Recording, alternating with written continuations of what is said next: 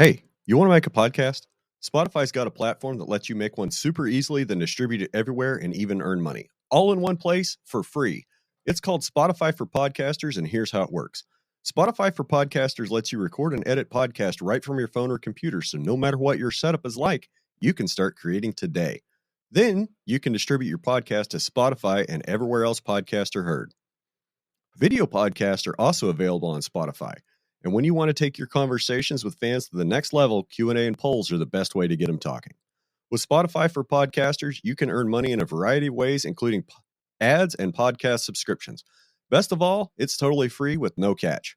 I highly recommend you give it a try. Download the Spotify for Podcasters app or go to www.spotify.com/podcasters to get started today. Ranching Reboot Podcast, episode 42.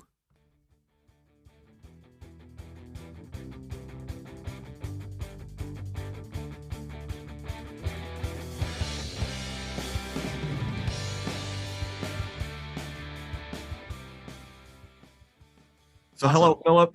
How are you? Hey, been a while. Yeah, it has, man. You look good. I was thinking that was Grass-Fed Exchange 2019, right? Yeah. Out there, the legendary Grass-Fed Exchange of 2019 out there in beautiful California. CK, have you met Phillip?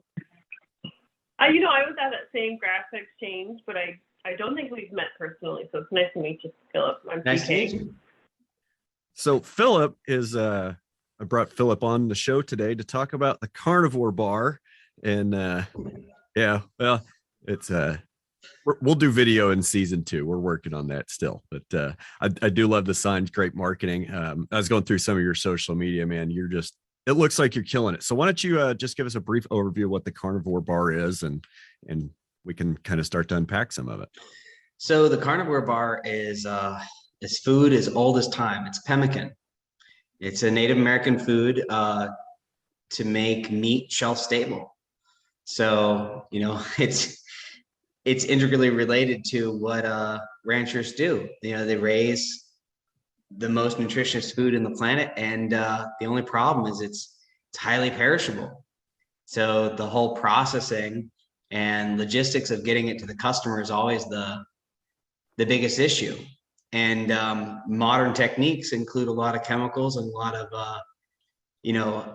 different hermectants or drying agents that don't always sit very well with people's diets and their lifestyle. So it turns out a long time ago, probably before recorded history, people were figuring this out and just making their beef really, really dry, sun-dried, ground with mortar and pestle, and then a cast iron pot rendering the tallow by hand. I mean, it must have taken weeks, but they did it. And it became a really important commodity before refrigeration was available. People out in the wilderness didn't always have successful hunts, didn't always have successful foraging. If Right. You can't find food, it's good to pack a backup plan. For sure. Just a note on that, even some of the most successful predators in the wild only have about a 10% success rate on a hunt. So, if you're out there one out every 4 years and you manage to get your deer, feel better. You're probably doing, on average, better than the mountain lions doing, per hunt. That's a good point. There's a silver lining.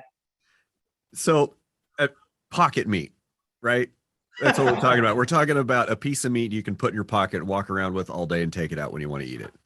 Yeah. And so the key of pemmican back in the day is the same key now. It's getting it dry enough. If it's wet, it's extremely perishable. And what we do with our jerky is we don't dry it all the way. We add a bunch of chemicals to it and preservatives. So that way it's moist enough that our weak-jawed modern consumers can eat it. Because if you make jerky at home and you get it all the way dry, you're in for a workout.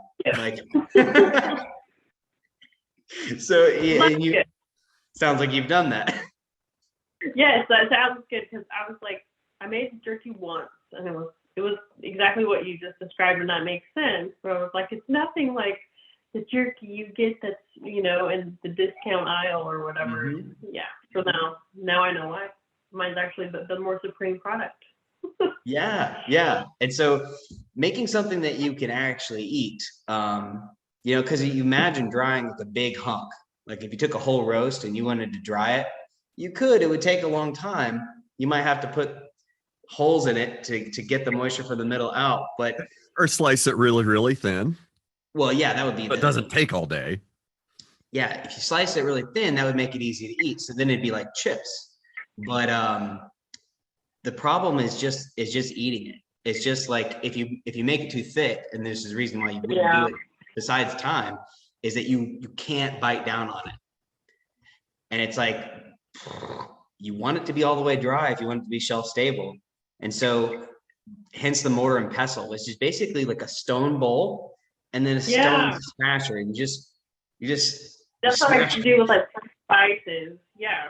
Just like that then. Yeah. It's like so you're just really drying it out a lot. So, grinding it up kind of to a powder to, you know, a granular, are you looking for a specific granular size? Yes. Yeah. That's taken a long time to get right. Okay. So, and we're probably getting way into the weeds and you don't have to say anything else, but then that's when you add the tallow back, right? Yeah. So the energy component, pioneers found out the hard way with rabbit starvation that you can't just eat protein. So rabbit starvation is a phenomenon where they couldn't find big game. They were out like on the Oregon Trail, you know, trying to make a new life for themselves, or come from where there's too many people to where there's opportunity. And if they don't lose the big game, they lose that fat. You can't survive off of just the lean protein. So you need either carbohydrate or fat. So fat is included in animals. So if you're hunting animals, it's like it comes with fat. You have to go forage the berries or grow a fruit forest, and that's a long-term commitment. But if you're just hunting and you render the fat, then you can make a portion equal to the fat shelf stable. If you dry it out and then mix it together, it actually helps seal the protein even better with the lipids and the fat. They seal it from the oxygen. Okay, that makes sense. And they make it edible. You can bite into it. So it can be a bar, but you know, it's not going to break your teeth. Right. Now I've had them. I actually backed you guys on Kickstarter and you sent me a box. And, nice. And I think it was just about a year ago. I just went out to check the mail randomly, and in the mailbox, there's another huge box of Carnivore Bars. I feel a little bit guilty that since you're on the show, I haven't had any since. They were good. I'm going to say I like them, but they're not real high on my preference. Like they taste good, but it's not like you're going to expect out of a meat product. Do you want to talk a little bit about that, about some of your taste and texture? Like a mouthfeel thing? Is that what you're saying, Brian? You've never had one, have you, CK? No, you guys need to send me some. I get no love. Hey, I'll send you both some of the new stuff. So what we have now is much improved. Yeah. So do you ever like reconstitute any of it? Like, do people do that? Reconstitute? What do you mean? Like add water to it? Oh no, I don't need to. No. I have heard of people who melt it down and turn it as in like a physical like bone broth or base or like stroganoff. It's perfect for that.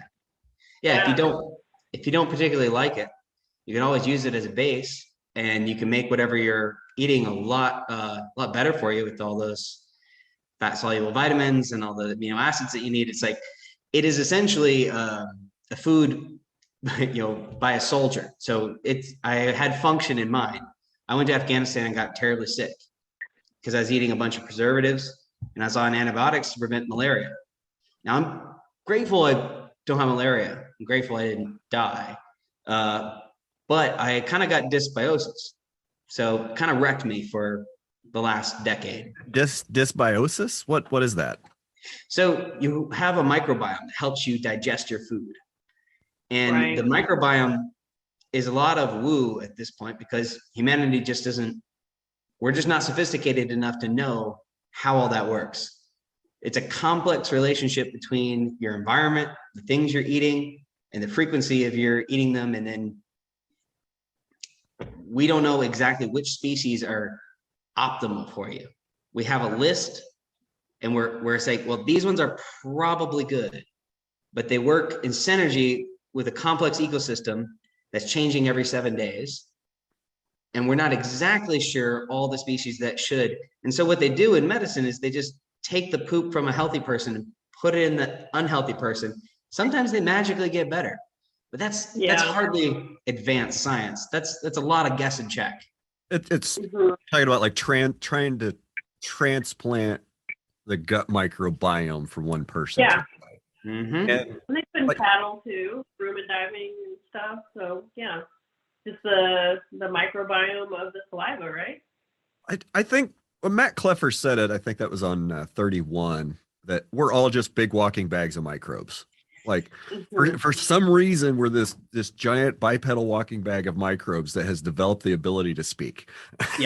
Yeah. So I got really sick eating preservative laden food. And so just to kind of wrap it back, because you asked about the texture and the taste, and it is a pretty plain bar. The reason it's plain is a lot of those preservatives mess with the microbiome. If that preservative is working outside the body, it also works inside the body. Right. Because they're durable chemicals. And some of them are not very natural. So they're safe, but are they optimal? And if you're sick, you want to pull out all the stops. You want all the advantages you have. You don't want any disadvantages. So when I got sick, I was looking at eating a cleaner diet, and I pulled out everything but greens and meat, and it basically didn't work. So something was still holding me back. So I went on this weird all meat diet, carnivore diet. I know when we met at Carnivore Con, you gave me big eyebrows when I said that to you, Brian. But that was like literally the first time I'd ever heard anybody say, yeah, I only eat meat. I'm like, what? Yeah, well, that's a thing. I'm not recommending it to anyone. I'm not a health expert. This is just what I did. It helps me, but I couldn't take it on the go. So I had this problem with making this healthy food that's basically everything you need, but nothing you don't. And so a lot of people, we're used to this hyper palatable environment where everything tastes like mouth explosion, excitement. But a lot of that's done through really, really cheap chemicals. So if you, yeah. So going that way, manipulate us. Sorry. Yep. No, there's a little delay. Yeah. Sorry, I didn't mean to talk over you. No, you're good. Okay, so like if you create a muffin and you go to your kitchen, you get all like whole ingredients, like you make the best muffin you could possibly imagine, and then you want to take it to the big time. You want to mass produce it. The very first thing the food scientist is going to say is like, how can we make it taste mostly like your muffin, but make it out of total crap, so that we have a profit margin? And it's like, they just look at you like, we want to find the cheapest thing that tastes like 80% as good. And so they'll make a muffin for 15 cents, sell it for $1.15. And then they have this awesome margin. But it's like, so many people are doing that we just live in like this nutritive desert where there's nothing wholesome to eat, and certainly nothing wholesome that actually has any shelf life, because it's just too much trouble. Right. And if it has a shelf life, that means it doesn't decay, which means it's been stabilized by all sorts of preservatives and pasteurization processes. And it's not a product that's going to be very highly bioavailable in any stretch of imagination, because it's not decaying. Decay is part of life. It is part of the cycle of life is decay. If it's bioavailable, like if your body could absorb it, then microbes could start breaking it down. Detritivores is what breaks down dead bodies. It's like there's a whole class of different species, a whole cascade of species that start breaking down anything that dies in the wild. So it's a conundrum. It's how do you make something shelf stable, with that in mind? It's like you really have to look to our past And a lot of, at least in the European tradition, uses something called hermectants, which is like salt curing, smoking, sugar cured ham, all these traditional spices like pepperoni, salami, charcuterie. Like there are these certain concoctions. They dry it, they age it, smoke it, and they add these substances that pull out all the water. Like salt is the obvious one. Have you ever heard of salted fish? Oh yeah. Yeah. Salted fish, salted pork, salted cod. beef. Salted cod was a huge commodity back in the day. It ran, like, whole nations cared about, the supply of salted cod. It's like, if you eat salted cod, I mean, it's not a pleasant experience. Pemmican is 10 times more pleasant than salted fish. It's drying in a way I just can't explain. It's, and that's what makes it both bioavailable, but also preserved, is there's got to be a catch. And so the catch for the Carnivore Bar is, it's largely the cost. It's very expensive to make pemmican. It's very labor intensive. And the parameters of success are such that there's a lot of, you have to have a lot of barriers to oxygen and moisture. Right. So what they used to do is they used to put a rawhide bag full of pemmican. They'd make little balls of it, pack it in, and then seal it with tallow on the top, and then sew it together. So when you're ready to break into it, it's airtight. It's sealed with the tallow. Exactly. So that tallow that's on the outside is oxidizing, but just so it's on top is oxidizing. The pemmican underneath is sealed tight because they didn't have plastic. That's very, very modern. So, but the principles remain true. It's oxygen and moisture. There's always a catch. If you want real food that's bioavailable and therefore nourishing to your body, there's got to be a catch. There's either a hermectant, there's a physical barrier, there's something that keeps it that way. Right. And, and in your case, you mix it with the tallow to help provide that protection. You've got a really robust wrapper. That's one of the things I noticed is your wrapper is super robust, and it's almost like a Mylar balloon. It really is. And it's very expensive. But so it's a bare minimum though, because if we've done this thing right, it could last, pemmican is rumored to last like 50 years. So it's almost indefinitely shelf stable or completely unshelf stable. It's just meat. It is complete, like maybe a week or forever. Yeah, you were talking about your little muffins anecdote with food science. Yeah, that got me thinking about something Mike Calicrate said. It wasn't animal husbandry that put that pig in a crate. It was animal science. It was animal science that built that feedlot. It was animal science that built that chicken house, not animal husbandry. And it's food science that tells us to make it as cheaply as possible so we can mass produce it, maximize our profits. I feel you. It's just kind of an interesting parallel that just popped into my head.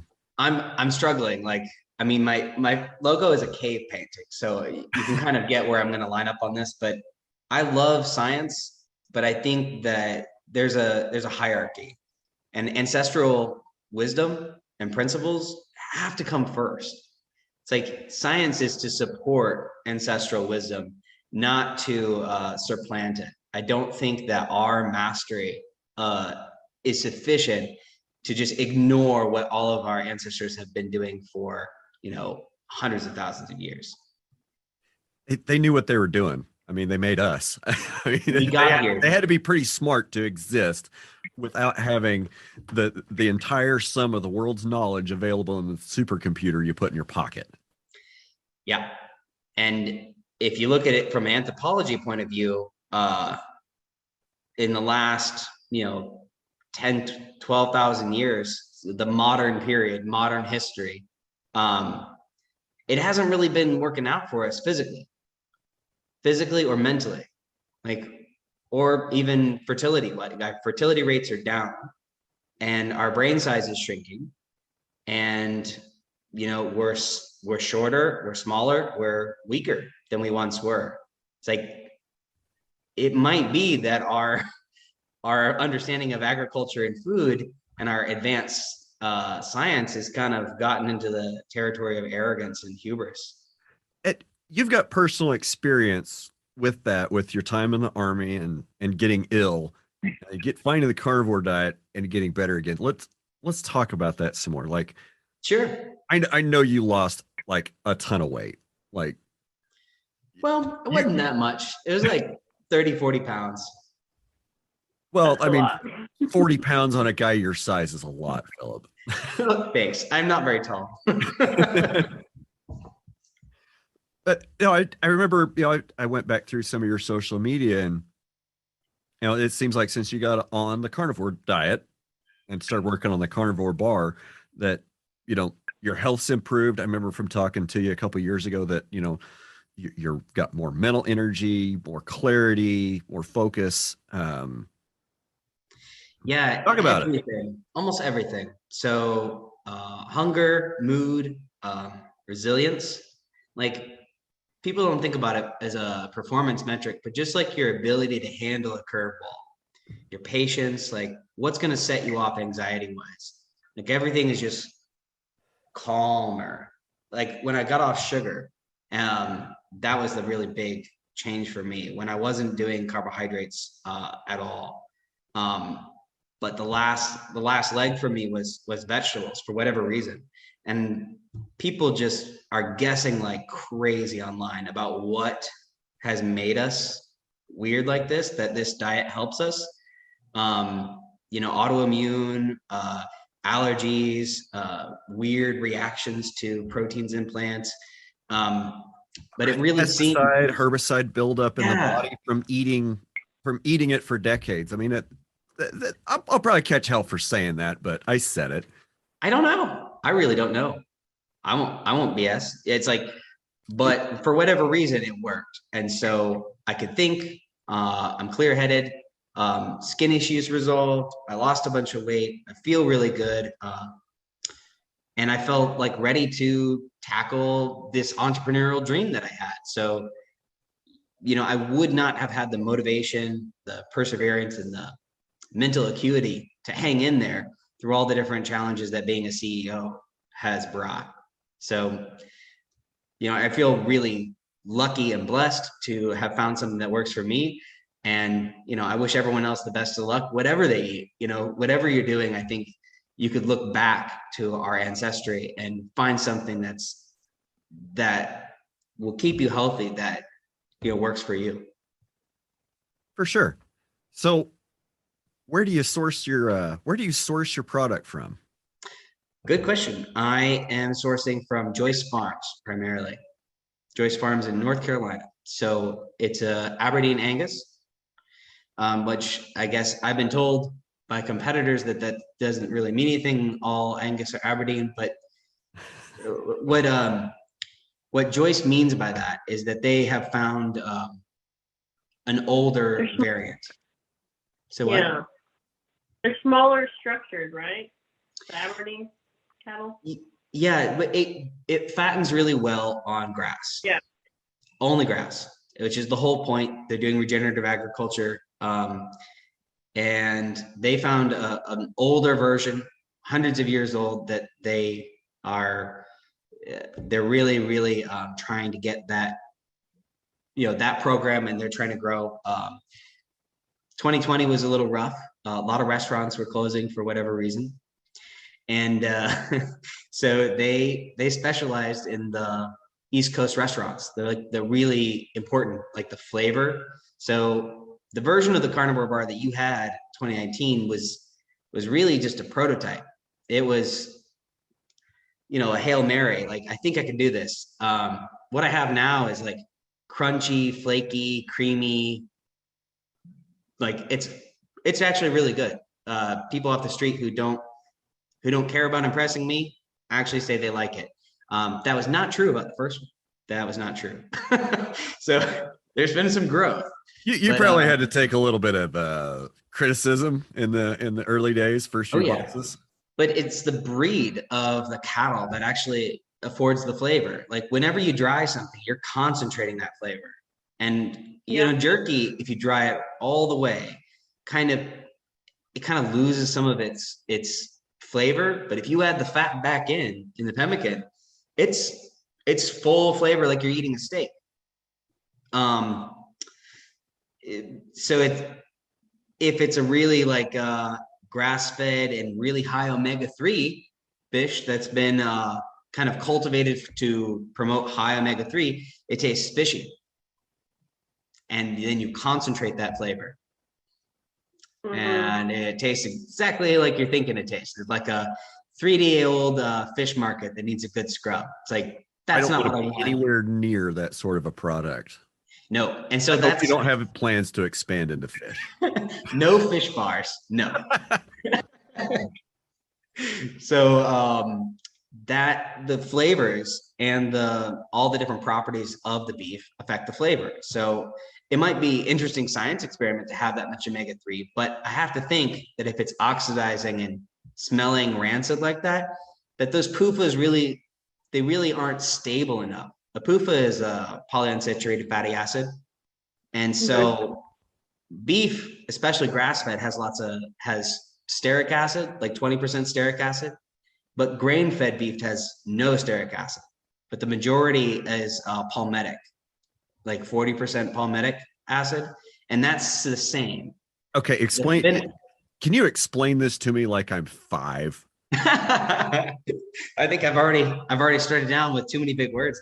So when you finish a cow, and you guys are the experts here, but the science or the theory behind what you guys do as ranchers is the finishing 180 days at the end. Right. If you do grain, some people do corn, some people do crazy stuff like molasses or whatever, just putting on as much weight as possible, they induce a non-alcoholic fatty liver disease in the cattle. And so that kind of blows out the liver, but it's great for the intermuscular fat and the marbling that makes the meat so tender and kind of mild. It makes the flavor more mild. And so I'm not going to let you skip over that fact that you just said that feeding them grain gives them liver disease. Non-alcoholic fatty liver disease. Which is probably why we can't find beef liver in a supermarket anymore. Well, it's nasty. It's full of lesions. It's gross. Yeah. I would really recommend, like, the debate. I serve both grass-fed and grain-fed bars.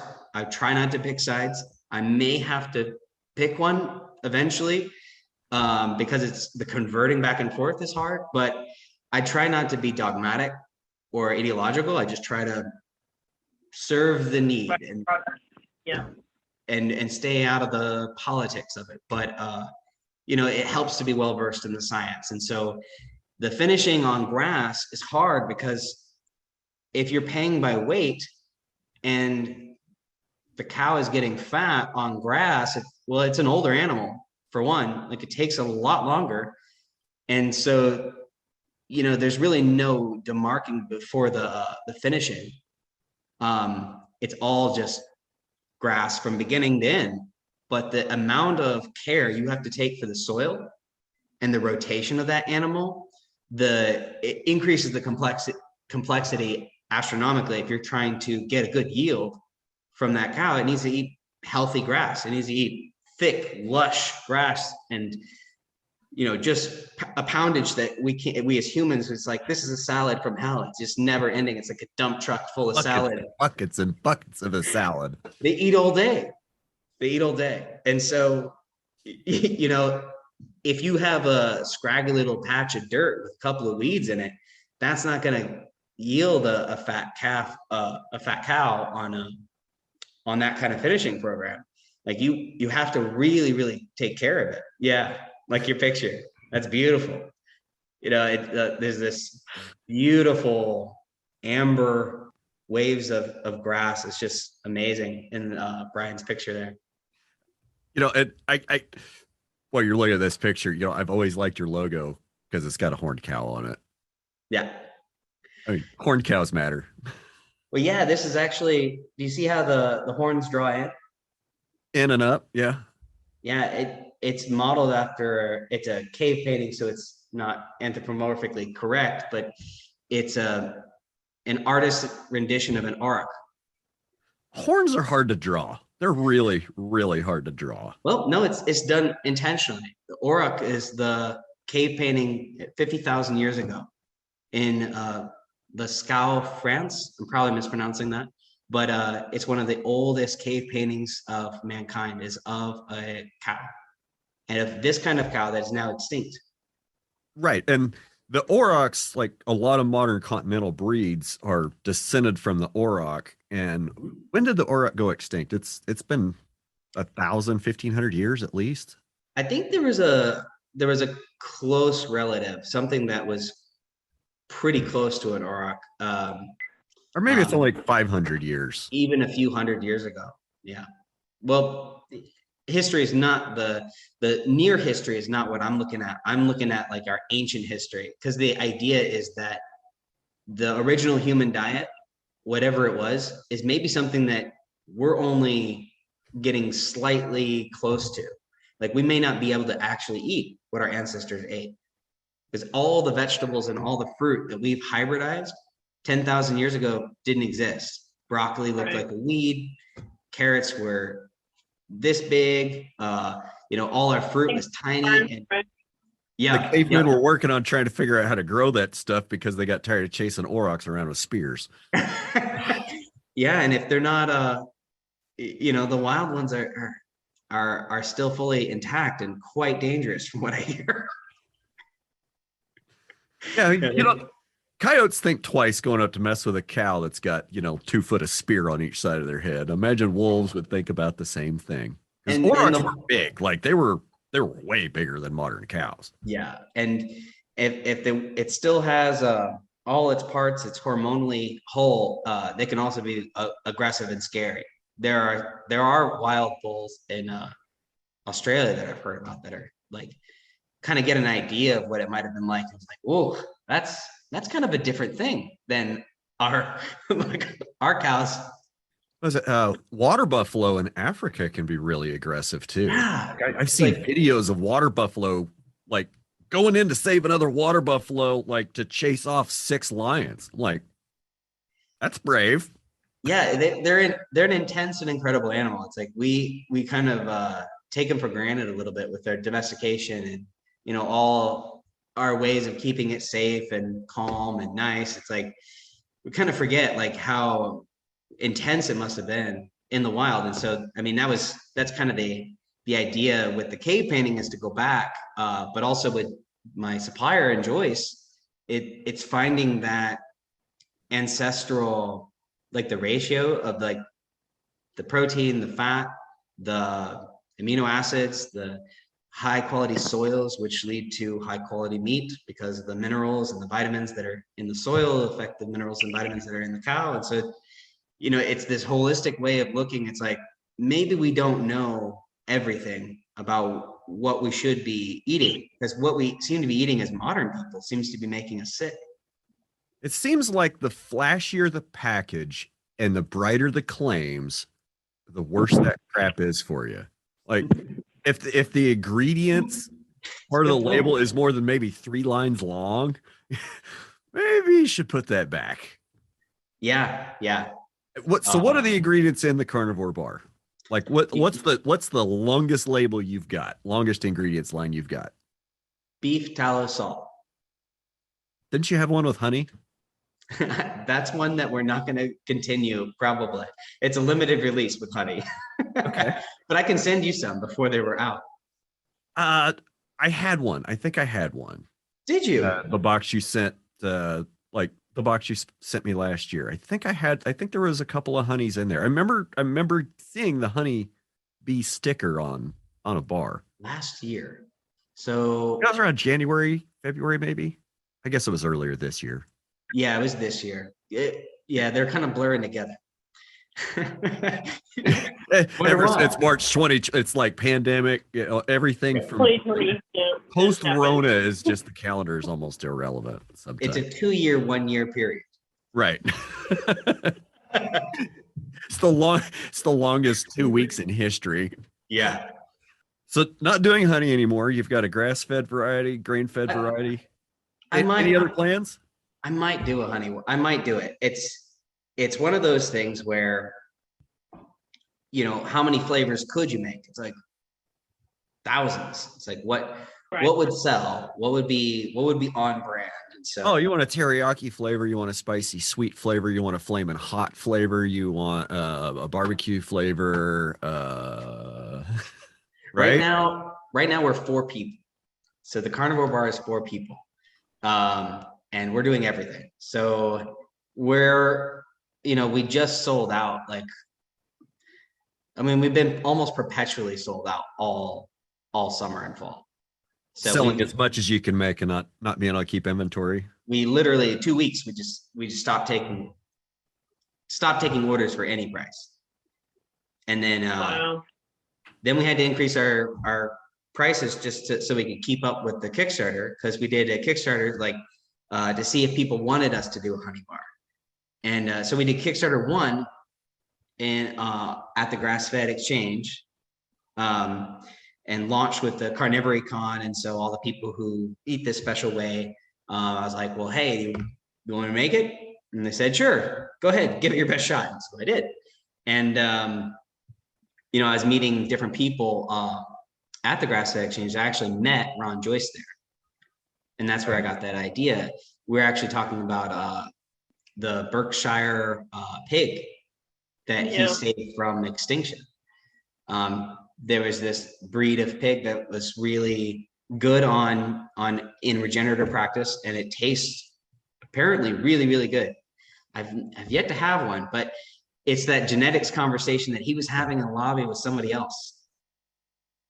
So probably somebody really important. I shouldn't have been butting in, but I couldn't help myself. I was fascinated, and I asked him about it. And I was wearing this shirt with this auroch on it, and I was like, yeah, genetics is kind of my jam, like trying to go for this ancestral thing. And he's like, well, hey, I'll send you some samples. You can make it out of Joyce Farms meat. And I was like, sure, let's do it. Right on. How many missed opportunities have we had in this longest 2 weeks ever of not having conference seasons to make those connections? And we met there too. So it's just like, you never know who you're going to bump into. And I was doing a little filming for a friend. Yeah, that's actually why you're at Grass-Fed Exchange. You were there to actually film. So my ticket was to film. Yeah. So, my buddy was doing the filming, and so he needed a assistant because there were 2 different tours, one to a dairy farm, one to out in Sonoma. Yeah, there's all these awesome hills. There's the dairy farm tour, and then there was the Stemple Creek Ranch and Sonoma Mountain Institute tour, and we went on the Sonoma Mountain and Stemple Creek tour together. Yeah. The Stemple Creek was just absolutely unbelievable, though, the rolling hills, and it was just really, really cool. I've actually been talking to Lauren Poncha. I'm gonna get him on the show. I was just texting with him the other day. He's off on a trip right now. Won't be back till next week, but we're gonna get Poncha on the show to talk about all the cool stuff he's got going on Stemple Creek Ranch. He's a great guy, and he's really, really passionate about it. You can really just tell his energy. I really enjoyed his presentation, and I really enjoyed seeing his cattle and his beautiful ranch. From what I understand, just after we left, it quit raining. And it didn't look very good. And it really hasn't looked that good ever since. It was a drizzle. Yeah. But it was really, really lush and wet when we were there. I was trying to keep my camera dry. I was like, oh no.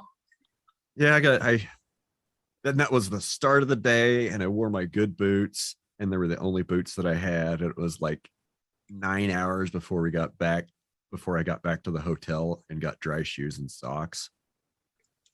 Yeah, I remember that day. Great tour of Stemple Creek, though. Yeah. So, you were doing some filming, and I snooped your LinkedIn profile. I noticed you have a BA in theater. Yeah, that was before the Army.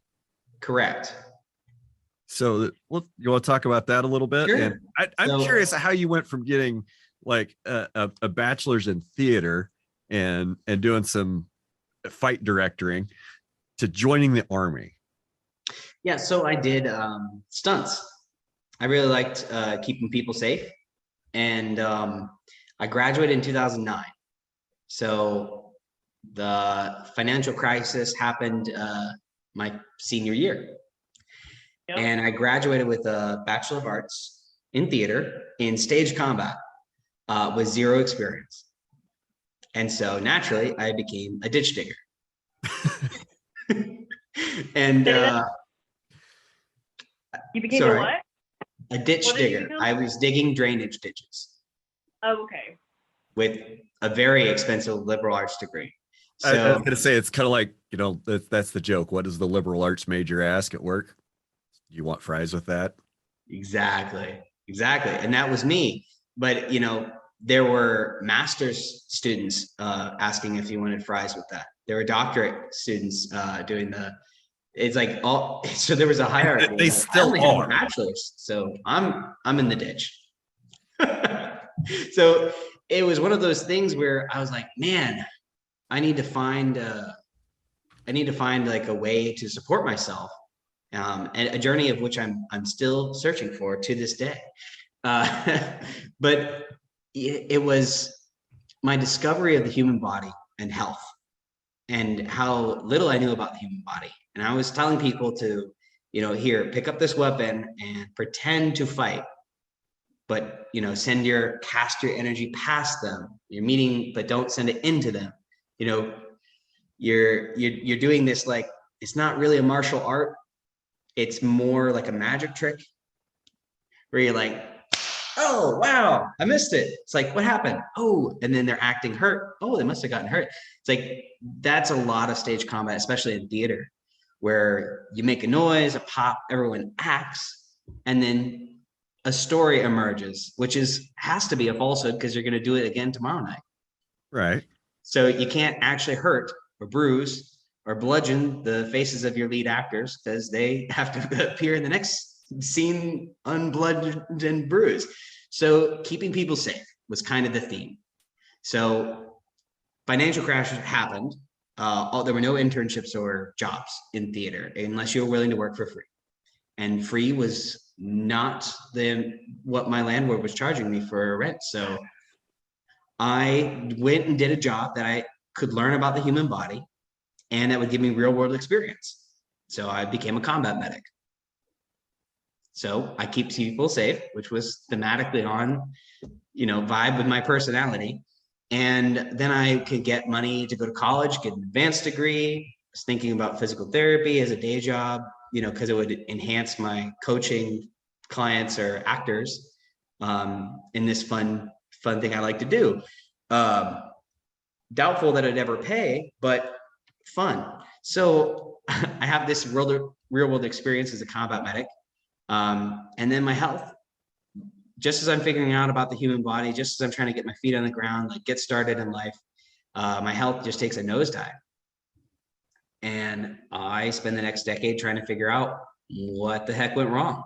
And I learned a lot of different things about paleo, keto, all these different food strategies, all these different environmental toxins that you can do. But there's so many different rabbit trails, it just felt like it's a treacherous field when you're trying to discern what happened to your health. There's so many different vectors that your health can be derailed, especially in America. It's one of the, and it's so hard to know what to believe. It's so hard to know who to trust and who to listen to, especially now about, things like nutrition and, trust the science. Yeah. What science? Go ahead. No, there's science for everything. It contradicts itself. Well, just like we were talking about earlier, trust the science, trust the science. That's the line that the educated people like to throw out. Just trust the science. We need to do this. Just trust the science. Well, we trusted the science with ivermectin in cattle that destroyed our dung beetles. We figured that out. What else have we trusted the science with? We trust this. We trust animal science to put cows in CAFOs and pigs in barns and chickens in giant sheds. That's Maybe we should start looking at these science-based systems with a little bit more distrust and a little bit more criticism. Yeah. And I don't think there's inherently anything wrong with science, but I think that, to borrow some religious language, I think that it's a real mistake to make it your idol, to make science the idol. It's like whatever keeps the animal alive and gets more cash, bigger yield, bigger, better, faster. It's like, I think that's the wrong metric of success. It needs to be health, happiness, having a future, being resilient, kind of more of a holistic, I don't want to just be alive for today. I would like to, tomorrow sounds cool too. Like maybe I could even do several years, stretch them together. Like maybe I could live a healthy, long, happy life that isn't just over next week because I want to do all the drugs and just burn through my adrenal system until I'm just crashing into a brick wall. It's like, which is what we often do to the accelerants and animal science. It's like we're just trying to get a bigger yield. We're just trying to get more money. It's like, okay, well, a lot of that's water. When I cook both grass-fed, grass-finished, and I cook grain. I get way more yield, way more weight from the dried grass-fed, grass-finished beef. It's like there's actually more protein in it. Do you think that's because they're adding water in the processing in the packing plant, or that's just water that's in the fat and in the muscle because of the grain diet? It's in the muscle because those muscles aren't really the muscles are bloated with water. Is we've noticed that same exact thing with chicken. I hate to admit it, but we did buy some chicken from Walmart. Mm-hmm. No, it wasn't chicken. It was we bought some 8515. That was like it was like a 2.5 pound package of 8515 ground beef from the store. Mm-hmm. Ground that up, drained it, weighed it. It lost almost a pound. And you throw 2 pounds of any of the grass-fed, grass-finished stuff that we buy from many of our friends, you brown up 2 pounds of that and you've got 2 pounds of meat. You don't lose, you're not losing 30% of it. Or like 187, you might lose like less than 10%, a little bit more. It's like, it's very small. It's fascinating. And so the yields, when you start to scale up, they really make a difference. So I thought I would have a big difference in cost for my grass and grain. And that's what all the people who like grass-fed's phooey, that's silly. Panda massaged, luxury, deluxe, salesmanship. And I was like, not really though, because the yield is such that once you dispense with the water, it's not actually that much cheaper, per pound of dried, and it's like, but it also has no stearic acid whatsoever. And stearic acid is the fat that people are really excited about, that helps you lose weight. It's supposed to be cardioprotective. It's supposed to be really good for you. It only exists in grass-fed, grass-finished. And it's still a small amount. It's not a huge amount, but it's a lot in cocoa butter. The reason they think that chocolate might be good for your health is stearic acid. And it probably has like what, a 0.1% as much as beef does by weight. Well, that's where it gets ironic. It's actually 60% stearic acid. So it is about 3 times more stearic acid per ounce. Really? But it doesn't have any retinol. It doesn't have any the fat soluble vitamins in animal fat. So you're getting a more beneficial like weight loss effect potentially, depending on which philosophy you ascribe to. And these are all theories, they're not advice. But the stearic acid is one of those metrics that people hunt for. And so that goes away. The omega-3 is completely gone. But even in grass-fed cattle, the omega-3 is pretty small. Like it's pretty scant. It's hard to know how much omega-3 you really need, because the debate is raging crazy. Right. It's like, well, it seems like ancestrally we would eat fresh fish. It's like fish was really easy to catch for humans. We all ate fresh fish and other stuff. Lots of debate on the other stuff. Well, they can go back and look and figure out what a lot of people's ate, but there wasn't a lot of, heavy processed grains and sugars and stuff. Well, yeah, and if they ate any vegetables, they don't keep. They were And seasonal. So they also ferment them. So then we get into the microbiome conversation again. It's like, well, so we have all these clay pots in these ancient civilizations, and they're breaking stuff down, and then they're testing the residue, and they're like, what was in this? And there's almost always everything was fermented, whether it was yogurt, whether it was sauerkraut, whether it was they made this like goza, this like citrus beer thing that was barely a beer. It was mostly like slightly citrusy water, but that'd kill all the bacteria in it. So, fermentation is just a slow, like you're letting it rot. You're letting it kind of, decay on purpose to a point and then stopping it. Well, so you're also controlling the environment. So when you do fermentation, it's not just rotting. It's not just, let nature have it. It is a controlled environment. So for example, when I made sauerkraut, when I was in that part of my journey, I was looking for, I think Plantaris, certain kind of bacteria that is supposed to help you with dysbiosis. So I was like, I researched it, found this species. It's really, really prevalent in sauerkraut. And so then you have to get the salt concentration correct. You have to get it absolutely sterile, clean. So no contaminants, no fungus, because you want bacteria, you don't want the fungus. So the level of clean you have to be is pretty hardcore. It was a good roundup, warm-up round for the Carnivore Bar, because everything in the Carnivore Bar is really hard too. So sauerkraut, I did a water seal around, and then you had to salt that inappropriately hot. So there's really salty water in the top. And so microbes that fall in, they can't get through the water, and it's not good for microbial growth. But then you measure out the salt perfectly so it breaks down the cellulose in the cabbage, and so the bacteria can get at it. And when the bacteria get at it, then there's like 7 different species, and they peak, they crest, and then the other one peaks, and then the next one peaks, and then the next one peaks, and the next one peaks. And the first 3 aren't very good for you, but they're not toxic. Then it starts to get unhealthy.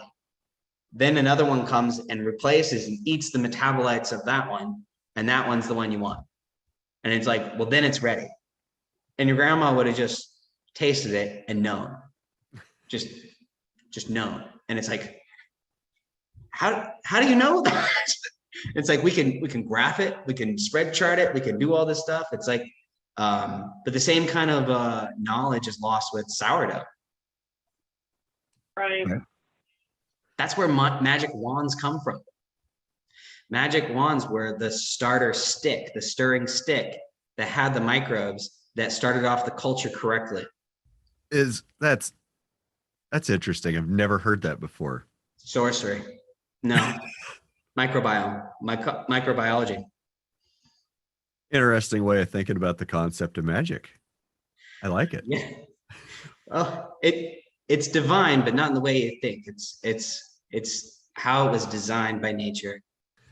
I remember hearing stories that mankind invented beer because we needed a way to store some of the nutritional value of grain so it wouldn't spoil. So we learned to make beer. Maybe. And it also makes it, depending on the grain you use and depending on when you harvest it, it could also make it easier to digest, because when the microbes get at it, if you get at it at the right time, it makes their metabolites are more bioavailable. It starts the fermentation process. Yeah. Before Yeah, and so then it crests, it peaks. They talk about wines peaking all the time. It's like it reaches a certain state, and then it's maximally nutritious, but then that state starts to degrade over time.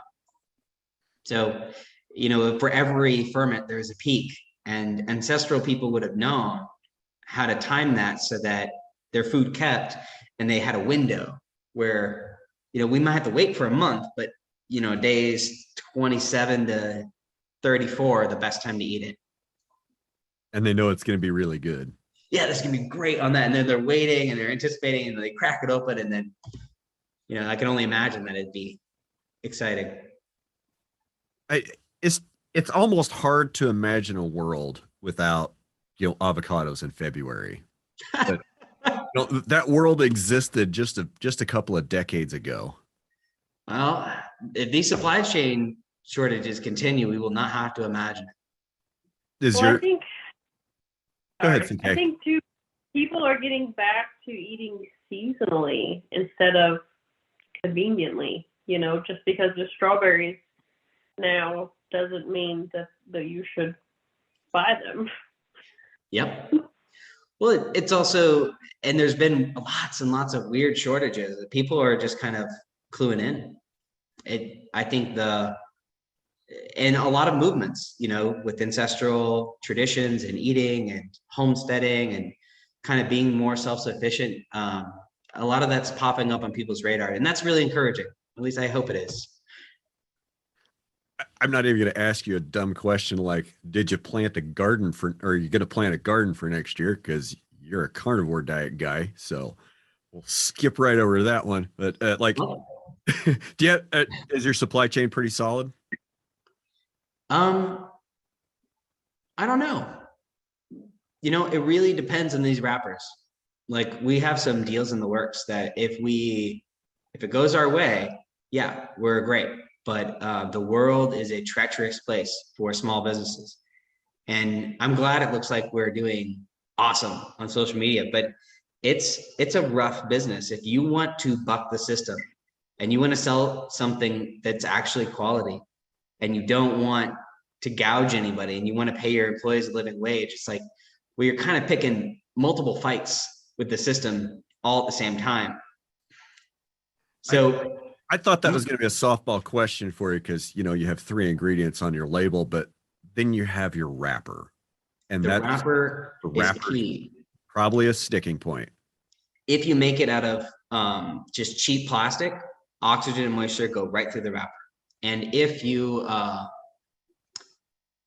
make it out of the wrong kind of form, not all of them are food safe, and half of them in there are food safe, leach harmful like BPA and plastic into the food. Well, for our ancestrally minded people, that is completely unacceptable. And rawhide bags is completely unacceptable to the health department, the USDA. So it's like, well, so we have a narrow kind of window. We can't have anything that's going to leach into the food because that's gross. And that happens all the time with granola bars. We eat a bunch of cheap food that, we put in containers, or the Gatorade bottle is the one that I always hated. Is like what I used to play soccer when I was a kid, and they'd give us Gatorade. And sometimes the Gatorade would sit out and bake in the sun, and you can taste the plastic. It's like gross. It's like, as a kid, I didn't care that it was unhealthy for me. I just didn't want to taste gross plastic. I wanted my blue drink to be blue. Yeah. It has so much sugar in it that, how could you taste the plastic in it under all the sugar?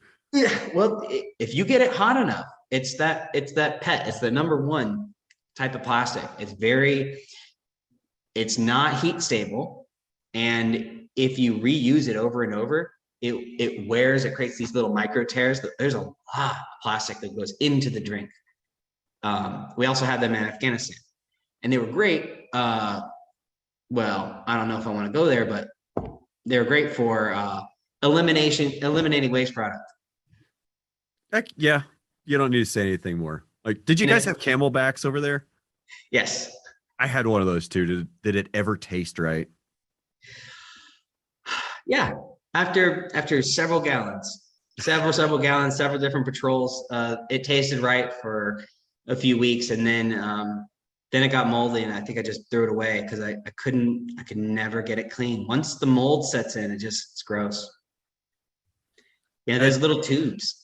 I kind of had the same problem too. You're like, you use it, and then it just starts to be acceptable one day, and you quit tasting all the plastic, and then about 2 months later, the tube goes black, and it's like, oh crap, maybe I shouldn't be drinking out of this anymore. Yep, that's my experience exactly. So what? Other than wrappers and supply chains, what's the biggest challenge you guys are facing?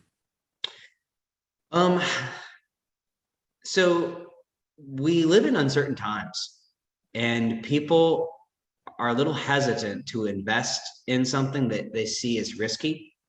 And so I have a conundrum with how I pitch the Carnivore Bar. It's like, on one aspect, it's just a healthy food, but in another, it's also everything you need to survive that's shelf stable for 25, 30 years, and everything that you need to survive. So if humanity collectively had, say, like a bad day, and you wanted to survive, and the power went out, your deep freeze went out, it's like you're either a rancher or you're an involuntary, vegan. So we have this horrible vulnerability where we can't store shelf-stable food that doesn't make you sick. And in an event of an emergency, there's not going to be modern healthcare. So we're all like hyper sick, and the carnivores are a hyper vulnerable population in a hyper vulnerable place.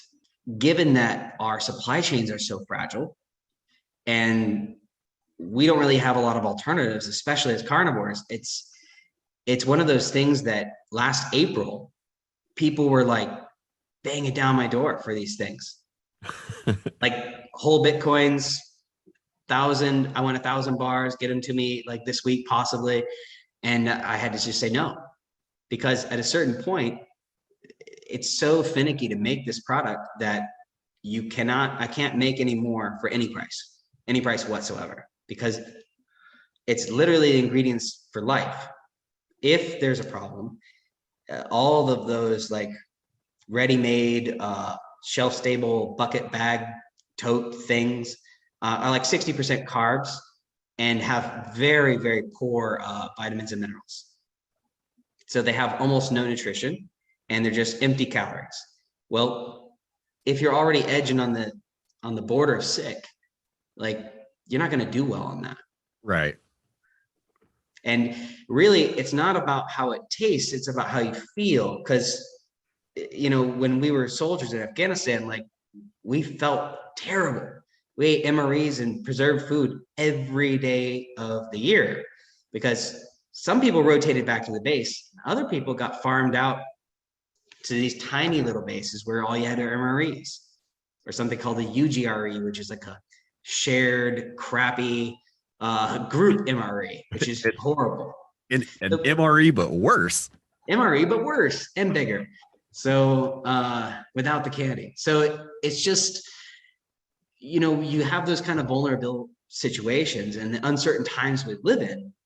It's hard to know like how to sell this product responsibly, because I hate the media and the fear mongering and the hyperbole and the silliness.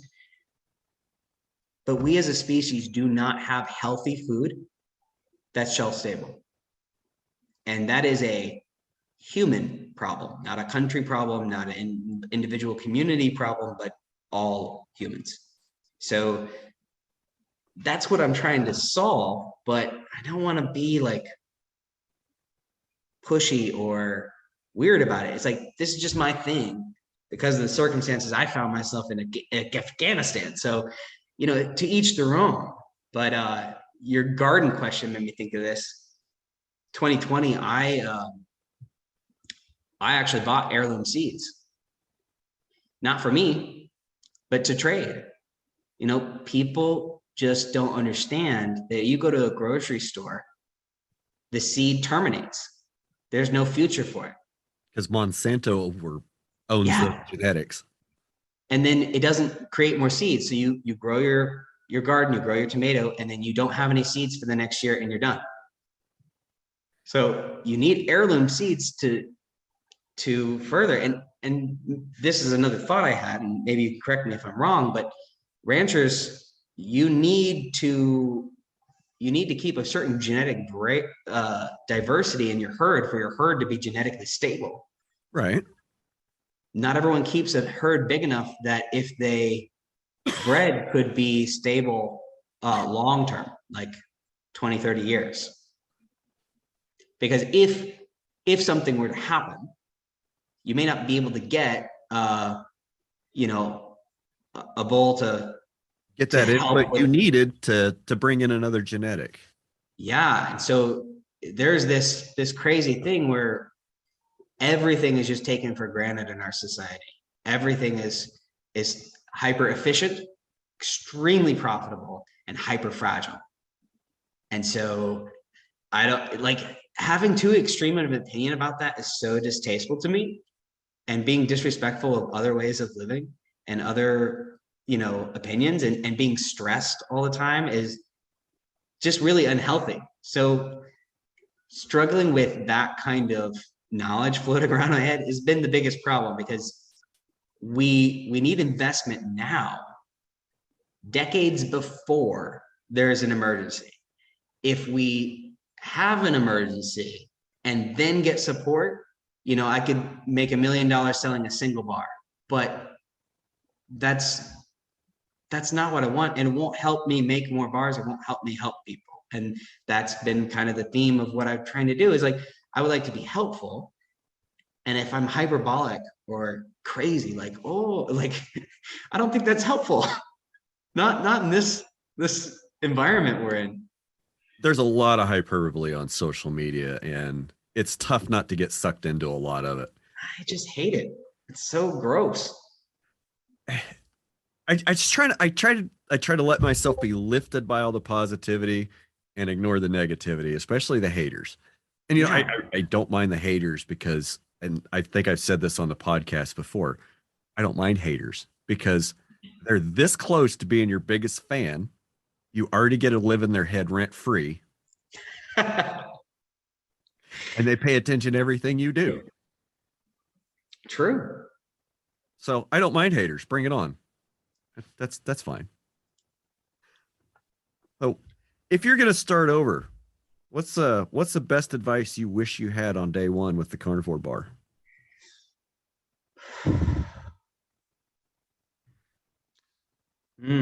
Like if I'm giving it to someone else or someone giving it to me? If you were doing it over again and you were giving yourself advice on how to start over. I was afraid you might ask this question or something like this. I think I might say don't do it.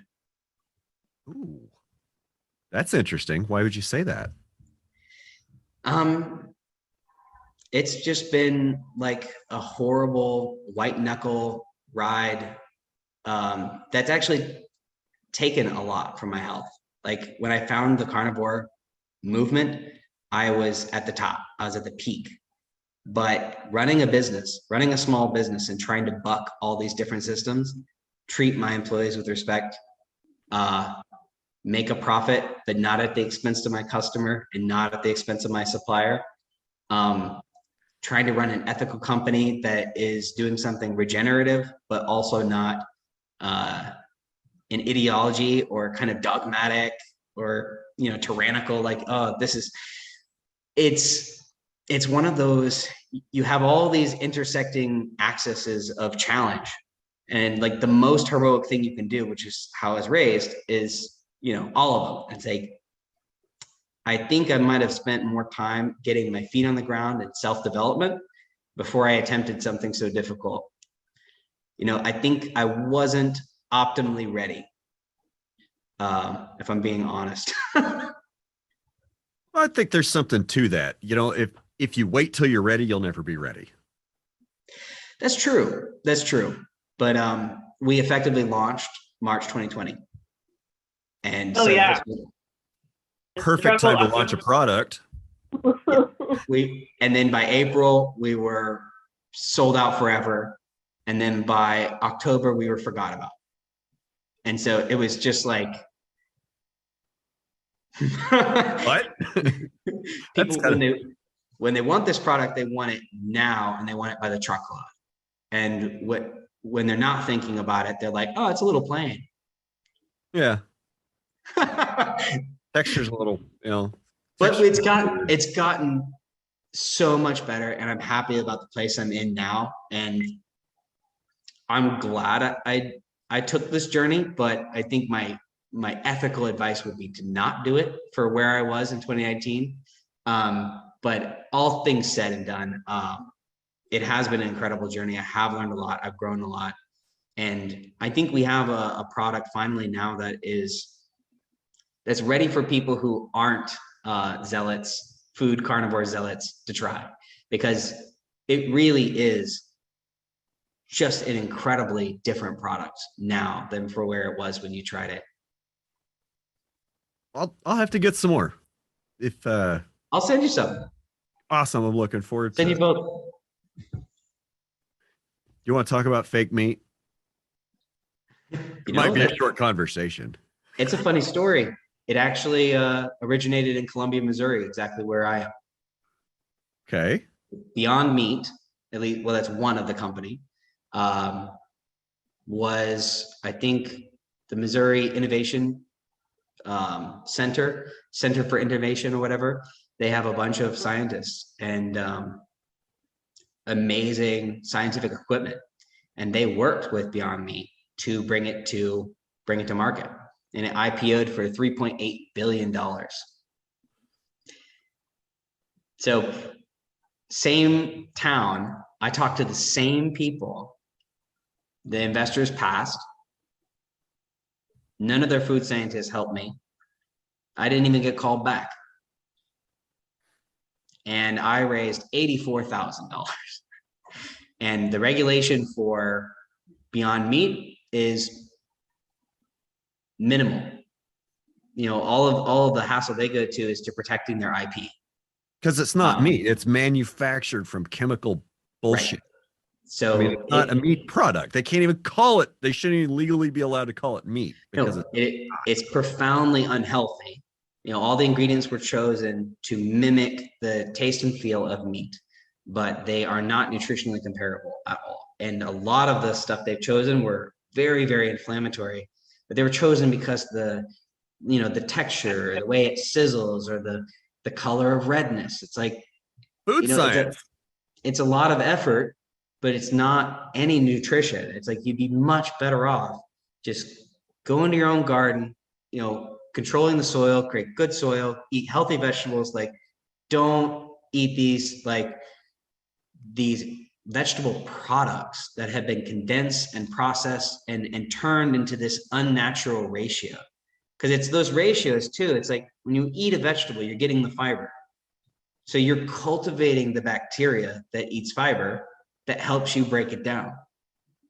There's a strong case that if you eat vegetables, you should grow your own, and you should eat high quality vegetables that you routinely eat, so that your body knows how to break that down. There's no surprises. You're not throwing it for a loop every few steps. But the Beyond Meat is right in my backyard. I was literally across from the place. Maybe like it was down the street a little bit and then across the street of where I started the Carnivore Bar. And it was just surreal to see how much investing attention goes to the fake meat versus bringing real meat and making it shelf stable and trying to deliver the highest quality possible nutrition that anyone's ever attempted to do. All those guys that you went to ask for funding and the scientists you went to ask for help, as soon as they hear you're trying to make an all meat product, I imagine all they're thinking is cows are bad. We're killing the rainforest to grow more cows. Animal agriculture is horrible. Yeah. And the lies from Cowspiracy that have been debunked hundreds of times. It's like, you can tell they don't know anything about animal agriculture when they say that it's, cow farts. It's like the relevant literature it's a burp. and it's a burp because they are Are regurgitating fermenting their cellulose. which creates methanotropes, and that methane doesn't persist in the environment, and that methanotropes fix the nitrogen that create rich soils. So it's like this system was designed, by nature or by God, or however you feel it was here. It was designed to work a certain way. When we pave over the prairies with suburbs, it's not working like it was designed to work. It's, and we need to graze our topsoil if we want to keep our topsoil, and preferably rotate it and rest it, because there's also some of that going on that's just not very well taken care of cattle, and that kind of gives everyone a bad name. Yeah, that line that we've got to graze our topsoil to keep our topsoil, that's very well put in, and that's the first time we've heard anybody say that, I think, in like 42 episodes. Oh, cool. Yeah, we've had farmers on here. We had Michael Thompson on here. He's one of the best farmers I know. Oh, cool. Yeah, so I like that. That's cool, Phillip. Thank you. Well, thank you for having me on. Well, we're not kicking you off yet. Okay. It sounded like No, we're not kicking you off yet. I mean, I'm kind of getting down to the thin end of my my question deck here, though. Hey, no, ask away. I'm enjoying talking to you guys. Okay, well, here's a good one. And we got to go deep for this one. Okay. You could invite over any 3 people, alive or dead, for dinner. Who would it be and why? That's a great one. You asked for a good one. I think, so you got to kind of think about, like, who do you want to talk to? And then how are they going to talk to each other? So that's a complicated question, because it's not just like, who do you want to talk to most? It's what conversation do you want to be a part of? Yeah. So given that, I think I'd pick a domain that I'm interested in. I think I would do Jordan Peterson. So he helped me a ton in 2016. Yeah. Like, kind of get my head on straight, kind of get my focus, like try not to be the carnivore guy, isn't he? Well, he certainly helped. He talked about his daughter's transition, and that's how I found out about it. So, but I was not really interested in his dietary advice. I was interested in his, like, this is the benefit of our culture. This is the point of Western ideas. And I was steeped in those stories. As a theater major, I studied philosophy and theology. And theater I viewed as the applied application of those philosophies. Like, someone puts out a philosophy, let's see how it goes. And and so those were the kind of ideas, but he really kind of helped me get my life together when I was deeply sick and I didn't know what I was going to do with my life. So I really like the personal development stuff. I think I would talk to Peterson, Carl Jung. I don't know who he is. So he's a famous psychologist. So he came after Freud. Freud kind of pioneered the idea of the subconscious, and there's all those, like, that kind of stuff. Yeah. Carl Jung is the scarier one, who talks in vivid imagery, that he has all kinds of insights that he's just incredibly gifted. And I think the last one would be Nietzsche. Who? Nietzsche. Who's that? So Nietzsche very famously said God is dead. And that's most of what everyone knows about. But he said, and no one will be able to, but that's not the end of the quote. It's God is dead and no one will be able to quench the river of blood that follows. Like, I forget exactly how he says it, but it's like, and that's a bad thing. One of those really, really profound, deep things. You're like, dude, what did that mean? Yeah. And then So listen for 2 days while he explains it. yeah. So Nietzsche is really dense, hard to understand. Carl Jung, similarly. So Nietzsche is on this philosophy side that, like, we were kind of using as a society, religion as the basis of like how we're doing, as a moral map.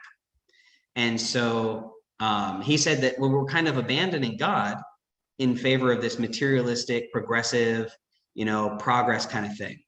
But the 20th century, with the pitfalls of communism and Nazism, it was the fascist movements. It was like, oh wow, this isn't always just progress.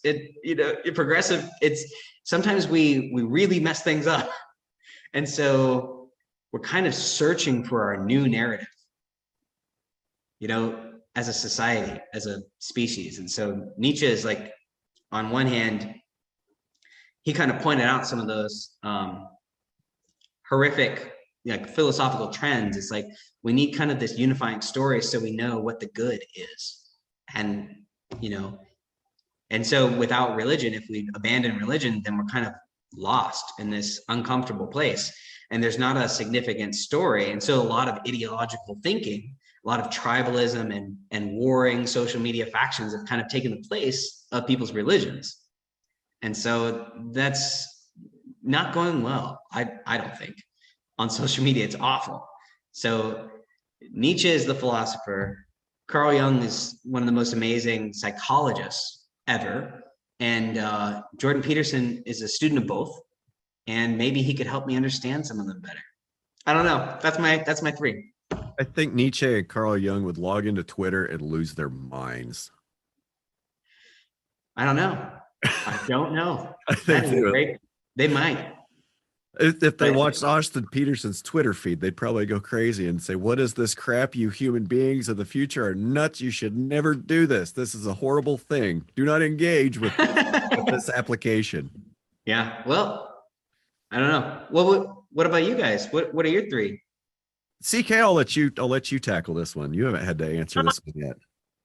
No, I haven't. So Elon Musk is like, cool. I got a girl crush on him. I think that would be amazing. And then I really like Julia Child. So if you guys don't know who that is, she's just like a really amazing chef who's kind of taught Americans how to master the art of French cooking. So I've learned a lot of my technical skills off of her cookbook from when I was, just went away to college. I would love to do that. And I don't know what my third one would be. I still think about that all the time. I'm like, I don't even have an answer. But I do like Jordan Peterson. I actually, I actually don't do TikTok, but I do watch that content that he makes, because it's just, for me, it's like a really motivational way to recalibrate me. Yeah. So he just has a really good outlook on life and how to navigate through the chaos of today's chaos. So what about you, Brian? I got to admit that, I did throw that one to you. So I had to give me a minute to cheat so I could think mine through, because I knew it was coming my way. Yeah. So, and these, of course, it's going to change probably every time we have the conversation, right? Because, we hear new things and we think new things.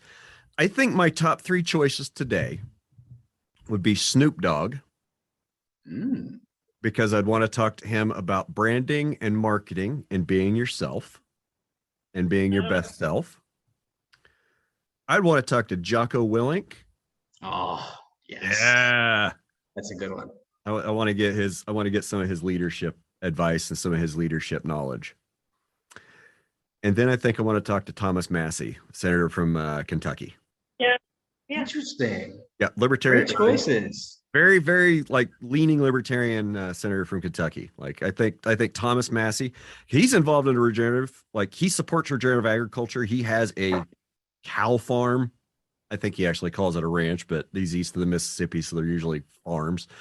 He has cattle in Kentucky, and last year it was last fall. He had some slaughter dates, and I followed along on his social media. His taking stuff to the slaughter dates, and he was feeling the same pain that we all were about, the disparity between cattle price and boxed beef price, and just not having any capacity available to slaughter. So I think having a dinner with him and Jocko and Snoop Dogg, I think that'd be pretty legendary. That would be. I would want to film that. There's a lot of disparate personalities there, and I think it'd be great. Yeah, I don't know if Jocko would be down with Snoop Dogg smoking at dinner, but I know, and that's why I think that one step at a time. Hilarious. You could set it up so your dinner's a fight. It'd be great. Invite Joe Rogan to commentate on it. Now you're talking. I didn't want to invoke the name of the Podfather. Yeah. Have you heard Peter Ballastat calling himself the Sod Father? I think I've heard that. He's he's Australian, isn't he? I don't know, but he's all about regenerative agriculture and grazing animals, and he's agronomist. I might be saying that wrong, but he talked at the Carnivore Con, and so he's on our radar, and we're like, oh, cool, tell us about grass and stuff. He's if I had gone that way, he would have been on a different 3-person panel. I think Fred Provenza would be another really cool one to be able to sit down, pick their brain. I got to sit down and write some emails. I got to email Fred. I want to get him on the show one of these days.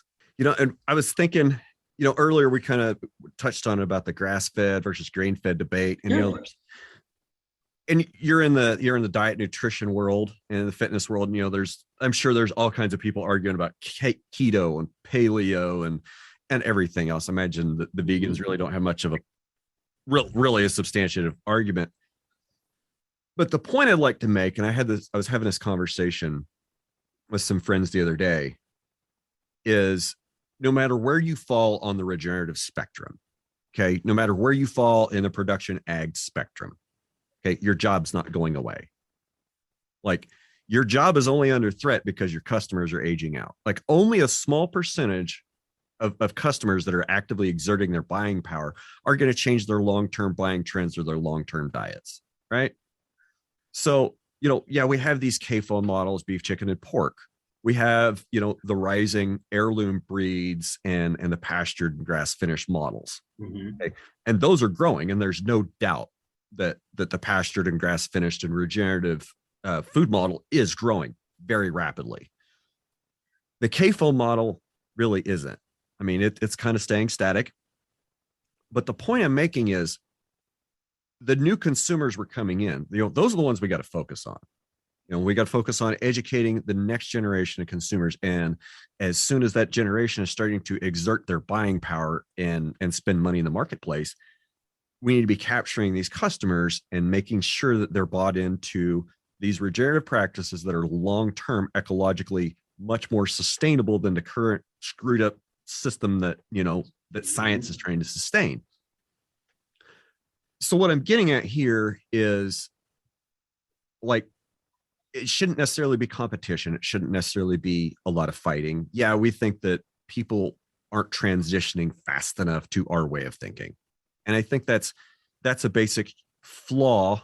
One of the basic parts of that being a human being is you're never patient enough. You always want things to be faster and change faster, and you're never happy with what other people are doing, and you expect everybody to be happy with what you're doing.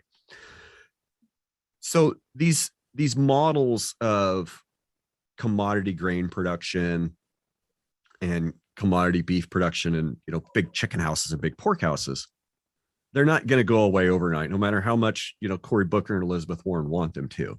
They're not going away overnight, guys. But they are going to scale down. They are going to draw back. So as we go forward in the future, we're capturing these new consumers, and we're capturing their dollars, and we're educating them. And the other consumers, they're just aging out. And it's not worth fighting. I guess that's what I'm saying. It's like, I don't even want to fight about fake meat anymore because it's not worth fighting about. Like, the people that eat that crap, I know what I think is going to happen to them. I choose not to eat it. Well, people, fortunately, whoever or whatever designed us well. They don't like it. They don't feel good. They're not doing well on fake meat. So it doesn't sell. If it's based on set, like people don't buy it. And their profits are going down from what I saw. It's like just in the news that like fake meat, like Beyond Meat, and then I just call them all fake meat, but like all the fake meat companies they're hurting. They're reporting much lower than expected revenues and profits. And partly because the expected revenue was just hopium. It wasn't based on anything. And I agree that the CAFO model is not going anywhere as things are right now. But I fear that the stranglehold that the slaughterhouses have on the system, the Cargill, JBS, National Beef, Tyson, it's like that's 80% of North America.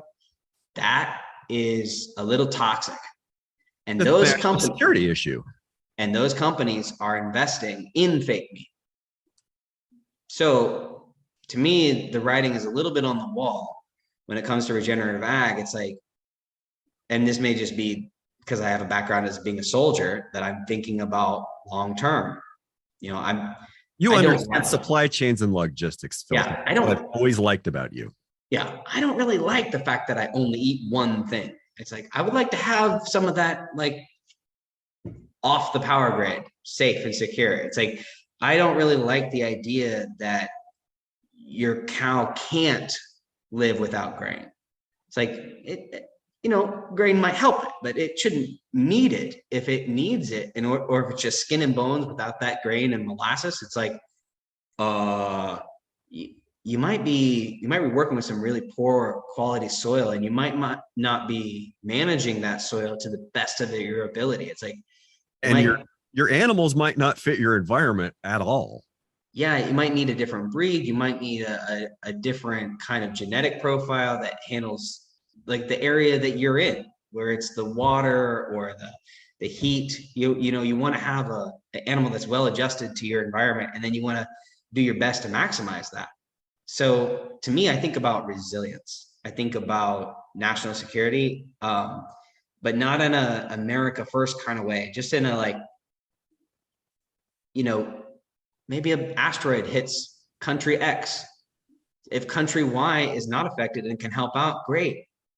But like, you never know who's gonna have a terrible day. And it'd be better if every country could stand on its own 2 feet, produce its own food, and produce healthy food that doesn't need a lot of inputs. The way that we're globalizing everything and making it hyper fragile really gets under my skin, because when that system slows down or starts to break, like we can't do shipping internationally anymore. It's like all those containers just sitting out in the Pacific Ocean. It's like waiting to get unloaded. No truckers to unload them, no dock workers to unload. It's like, I hope anything that you're waiting on isn't important. You know what's not waiting on it? You know what's not stuck in shipping? Made in the USA. Oh, yeah. Stuck in a shipping container, not stuck in a port. The thing about Made in the USA is there's hundreds of different components, many of which are made in multiple different countries. I think like a cell phone, it's like 67 different countries make the bits of this, and then it's assembled in the last country it touches. It's really not representative of, and a lot of, this gets into your area again, made in America or grass-fed beef, American grass-fed beef. It's like, was it packaged in America and raised in Australia? It's like, yeah, it's like, come on, guys. This isn't. Let's be honest here. Yeah, let's just be honest here. Yeah. Where'd it come from? And I always have to ask that question. Like anybody that's trying to sell me a product, where does this come from? Exactly. I get it from factory XYZ. Okay, well, that's not good enough. Like, I want to know where it really comes from. Especially when it comes to food. I feel like not knowing where your food comes from is a particular problem. Like, if you have something, if you have like a gadget or a tool or a hammer, it doesn't really matter so much. But anything that goes in your body, anything you put on your skin, anything that's in contact with you, it's an intimate product, food. You should know what's in it. Now, a lot of people are going to have different levels of filters. They're like, it doesn't matter as long as it tastes good. I don't care. It's like ingredients list is like 30 pages. No problem. That's fine. But we should each make our own choice about that, because if something goes wrong and you are making an informed decision, then you pay the price. But if you're not making an informed decision and you're kind of trusting the system, I feel like that's where we get into this hazy, who's holding the bag? So like everybody, well, nobody. So then it gets dropped. It's like, and that's back to that trust the science argument, right? Yeah, I get sick, and whose problem is it? Who's to blame? It's like, no one's to blame. Well, then who helps fix me? Who helps fix my health? It's like, trust the science. Malaria kills millions of soldiers. So it's not like I'm mad at the Army. It's just they did their best, and their best got, included me getting dysbiosis. I did not become a casualty, and that's what they were concerned with. I look mostly fine. I have all my bits. So I'm a success. You're still combat effective. You could pick up your rifle and go to work. But, a lot of our soldiers couldn't digest their food. They were taking chemicals to, pass things through, and chemicals to to stop passing things through. And then probably chemicals to sleep because they weren't sleeping well. Which is illegal, which is not allowed in a combat zone. But we had soldiers there who didn't sleep for weeks, which is also not good for a combat zone. So the plan never works out. And so you should really, I think, limit your risks, because the plan's never going to go according to how you think it's going to go. And so maybe we shouldn't take so many risks fast and loose with confidence in our own science and our own understanding. It's like just a dash of humility could go a long way. You know what Mike Tyson says? Everybody's got a plan until they get punched in the teeth. Yeah, exactly. And life hits hard. And so you got to be willing to be responsive and pivot and change your plan and adapt. And so if you living on the edge, everything's bleeding to almost failure all the time, you can't handle any adversity. Yeah, that's true. Adversity of combat. I served. I spent a little over 8 years in the Navy, but I wasn't I was not boots on the ground combat. I didn't have to pick up a gun every day and go back to work. I wasn't at a fire base with people shooting at me. Like, I was in a pretty relatively safe boat. Not a whole lot went wrong. But what I'm interested in is, how did it mess with you at all coming from the theater world of make-believe combat, where you're trying to keep people safe, moving to the Army and being a combat medic and trying to keep people safe, like going from like the context of doing that in a theater setting to doing that in combat? Did that mess with you? It did, because in theater we took things more seriously. Okay, you have to unpack that. You took things more seriously in theater than you did in combat. Oh, deadly seriously. It was basically, because this is the military, we just do whatever. We follow the regulations most of the time until you get that one, commander who just doesn't. And you're like, just worry about keeping your buddies alive, right? Yeah. And then you get into these like toxic leadership situations where people are worried about their promotion and their careers and their all these points and like all this gaming of the system. And it's this tired, old, stale bureaucracy. I mean, especially the Army. The Army is the oldest and biggest. Navy's not any different. Okay. But it's like everything's really stale, and you do the bare minimum to stay safe, and oftentimes fail horribly, and people get hurt, and that's fine because it's war. And it's like, no, this part wasn't war. This part was just negligence, incompetence. but those people aren't held accountable. Like in theater, or my other very serious organization I was in, the Boy Scouts, that person was relieved immediately. They're gone. People are trusting you with their kids. You're gone. It's like, if you are unsafe with knives or unsafe with fire, or you are belittling to a child or a Boy Scout, or you go off in a theater set and you tear into someone inappropriately, or you're abusive, you're toast. No one tolerates that because they don't have to. But as soon as they put those shackles on, and you have to do it, and you can't quit. And in theory, they could literally put you up against a wall, firing squad, and execute you. The military owns you. You're not a person. You don't have rights. You don't have political opinions. You are a tool of the state. You're a number in a file at MilPers that gets to use a name. Yeah. Only the last one. Only the last one. The first name privileges removed. But I learned a lot in the service, and I appreciated it. But I realized that they were these kind of like hard brigand, kind of crusty sergeants and NCOs that kind of like said all the right things and then actually got the mission done, despite the inefficiencies in the BS of the system. There were these. It's like maybe 1 in 3 in the Navy.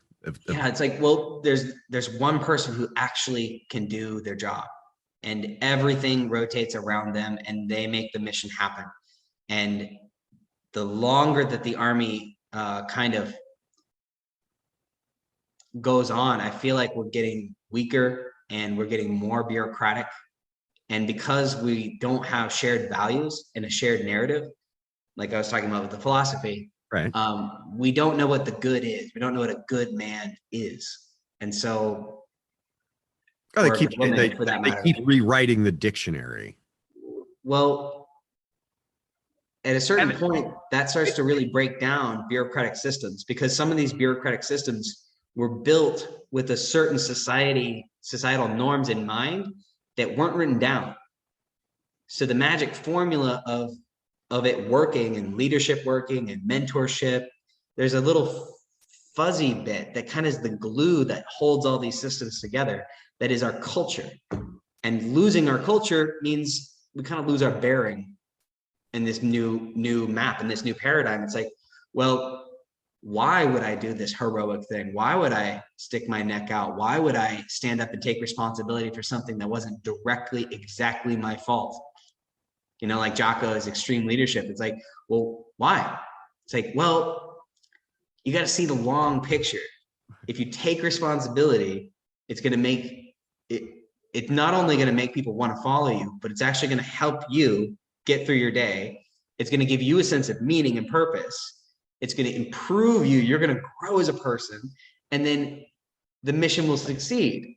So the nation wins, you win, and your platoon wins. It's like, it's win-win-win. It's like, that's why we go to the trouble of learning leadership. And it's like, well, that's not always that important to people anymore. Everyone doesn't believe in the system. That it's just there for the college money and the paycheck and the benefits.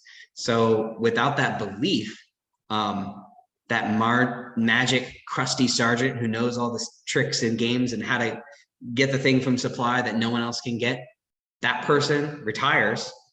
He doesn't get replaced. There's no replacement. And so that linchpin who's holding the old cultures and the old ways together and making the bureaucratic system eke through and get to the next year, that's starting to grind to a halt. And that's happening in many, many different industries. And at least in my experience, it sounds like you had a similar experience in the Navy. I think that's just the nature of complex bureaucracies. And the longer they exist, the more rules get piled on top of each other and pile on top of each other, and there's never a bottom up review of everything. So they just keep piling things on.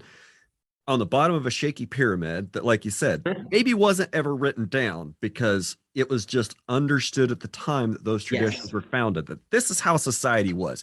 This is how shit operated. And this is what we're going to do. And they built off of that. They built off of a foundation that they didn't necessarily write down. Whether that's a good, bad, right, wrong, or indifferent, we're not here to debate that. But we've piled so much crap on top of the foundation, and it's gone so far outside the bounds of what that foundation can morally support, that we see these bureaucratic institutions are starting to creak and crumble and rot from within, because the people that know how to navigate the bureaucracy are the ones that rise to the top. Yep. And it's not the worst. It's not the ones that are there to be on mission that rise to the top. It's the ones that know how to navigate bureaucracy and they appear like they're on mission. Yeah, it's the people who play the right game who never make mistakes. Like, I heard talking about like officers who gets promoted. Actually, I was listening to Jocko. Jocko said, here are all these accomplishments. You are not rewarded as a leader for taking risks, which you'd want. I mean, zero risk is not the right amount of risk for a leader to take. Right. Unless you're going up to a review board. So, which is a paradox, because, the way they rate the system, it's like, well, you made a mistake. And why'd you do that? You're a bad leader. Like this other guy is all the same qualifications, didn't make a mistake. It's like, because he played it safe. And so the people at the top are like the most milquetoast, cautious, definitely saying the right thing, definitely not doing the right thing, because doing the right thing is hard. You will make mistakes. You will make yourself vulnerable. You will put yourself out there. And when you do that, and you're not perfect, you get nailed to the wall. And so we're actively discouraging the qualities we need to make our society run. I agree. And how do we fix it? Well, Philip, I'm going to put you in charge of whatever you need to be in charge of and give you all the power. How do we fix I think that's the first mistake right there. That's my first job on duty, is I'm going to hire someone qualified. Job one, hire somebody smarter than me to do this job. Yeah. I'm going to spend all of my time looking for someone better. But good answer. on my personal note, what am I doing is I think that I want to be really encouraging to regenerative agriculture. I think that it is likely that our civilization collapses sometime in my lifetime. I think that's right. I don't know the future, but I don't see these systems that are abusive, caustic, toxic, just unpleasant. They're unpleasant to be in charge of. They're unpleasant to endure. And I just don't see them lasting. I see a lot of financial games being played. It's just going to come crashing down. I think if we have a robust regenerative agriculture community, we can rebuild.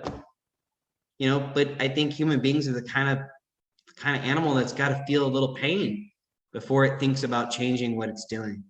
And so that means this system that's so complicated, we won't see the pain until it collapses.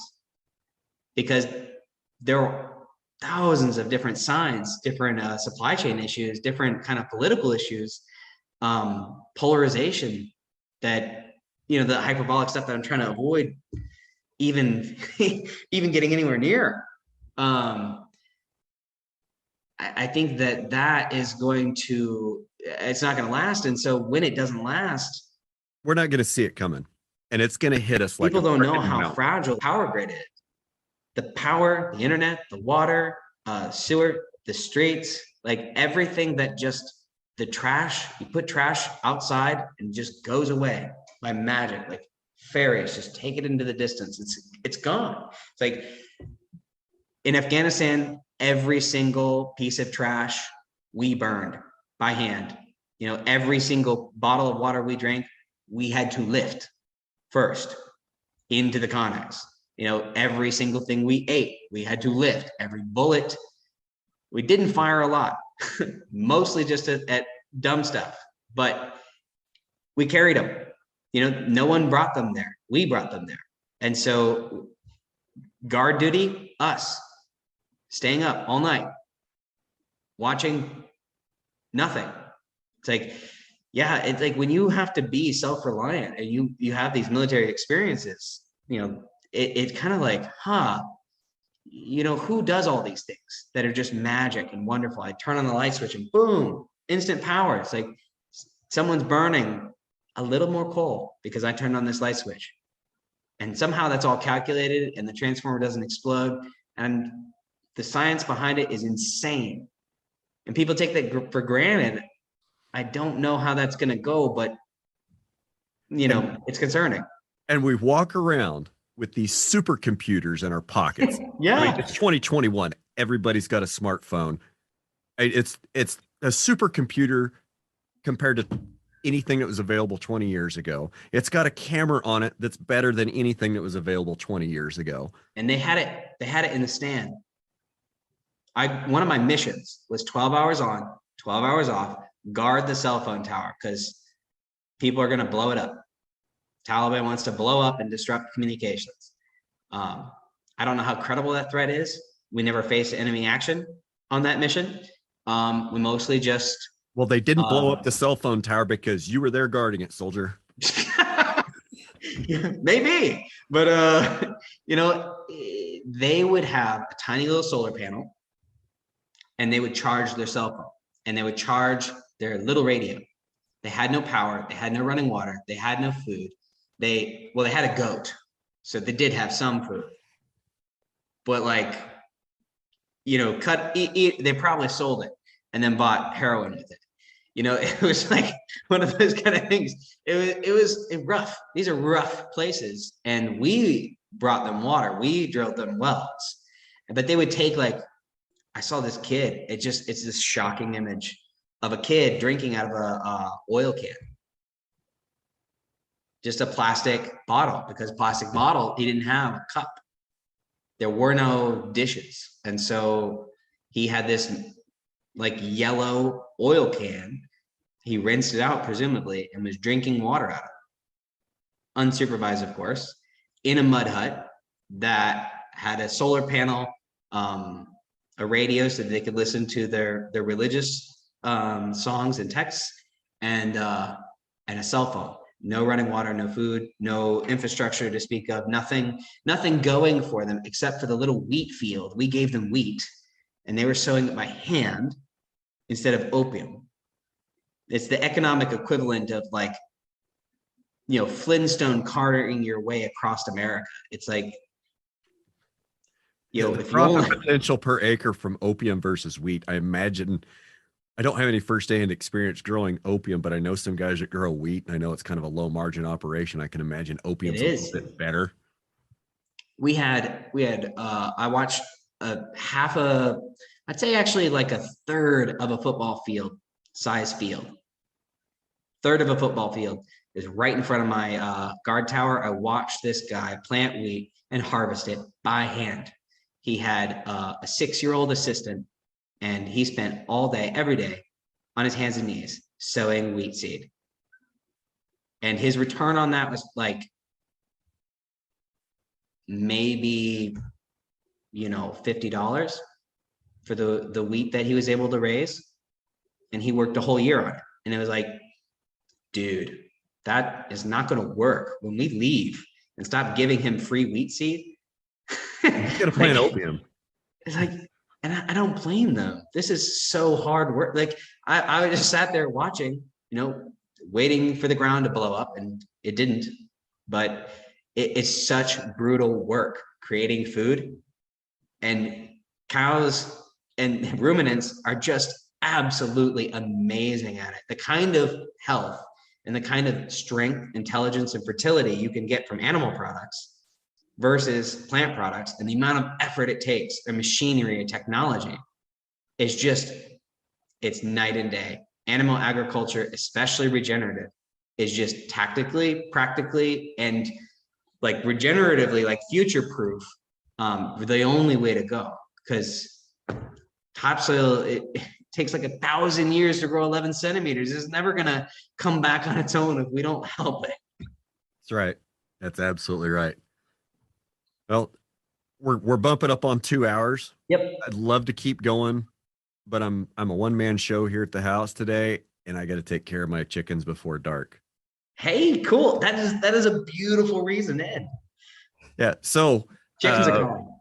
social media. Where can we find you on social media? You got Instagram, Twitter. Where you at?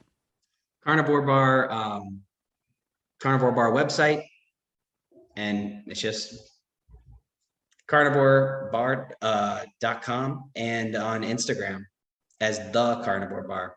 So we're pretty easy to find. We don't post a ton because we're busy making meat bars. Okay. You on Twitter?